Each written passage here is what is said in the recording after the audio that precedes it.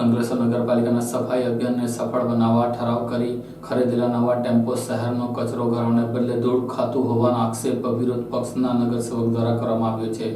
સાથે જ ward number 8ના નગરસેવકે ભ્રષ્ટાચારના આક્ષેપો પણ કર્યા છે। અંકલેશ્વર નગરપાલિકા ભાજપ શાસિત નગરપાલિકા છે, જેમાં હાલમાં જ હવે ચૂંટણીની જાહેરાત થતા પક્ષ અને વિપક્ષ આગામી ચૂંટણીમાં સત્તામાં બેસવા માટે એડીચોટીનો જોર લગાવી રહ્યા છે। ત્યારે હવે એકબીજા ઉપર આક્ષેપબાજી પણ શરૂ થઈ ગઈ છે। ભરૂચ અને અંકલેશ્વરમાં નગરપાલિકામાં વિકાસના નામે પક્ષ અને વિપક્ષ વચ્ચે હર હંમેશ આક્ષેપબાજી થતી હોય છે, જેમાં અંકલેશ્વર અને ભરૂચ નગરપાલિકા ભાજપ શાસિત નગરપાલિકા છે। તાજેતરમાં જ હવે ઇલેક્શનની તારીખો પણ જાહેર થવાની શક્યતાઓ સેવાઈ રહી છે। ત્યારે હવે આગામી ચૂંટણીમાં રસાકસીનો માહોલ ઉભો થાય તેવી શક્યતા છે। અંકલેશ્વર નગરપાલિકા હદ વિસ્તારમાં સફાઈ અભિયાનની શરૂઆત થઈ ગઈ છે। જોકે વિપક્ષના જણાવ્યા મુજબ સફાઈ અભિયાન માત્ર કાગળો પૂરતું જ રહી ગયું છે, કારણ કે વોર્ડ નંબર 8ના નગરસેવક જહાંગીરભાઈ પઠાણે આક્ષેપ કર્યા છે કે અંકલેશ્વર નગરપાલિકા દ્વારા ગ્રાન્ટમાંથી સફાઈ અભિયાનને સફળ બનાવવા માટે સફાઈની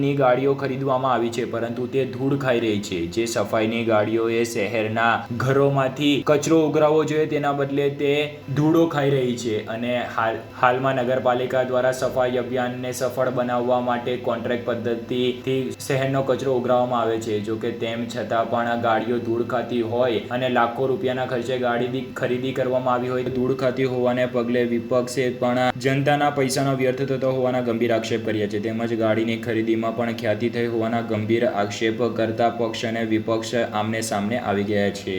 અંકલેશ્વર નગરપાલિકાએ સત્તા ભાજપની છે અને બહુમતીના જોરે એ કોઈ પણ કાર્ય કરી શકે છે। અમારા પાસે ટેમ્પો વધારાના પડ્યા જ છે, પણ એની અંદરમાં એવા લોકોને કામકાજ સોંપ્યું છે કે જે પરમેનન્ટ નથી, જે જિમ્મેદારી સમજી શકે તે વ્યક્તિ નથી અને જે રોજમદાર ઉપર ચાલે છે અંકલેશ્વર નગરપાલિકામાં, તે લોકો એનું વહીવટ કરે છે।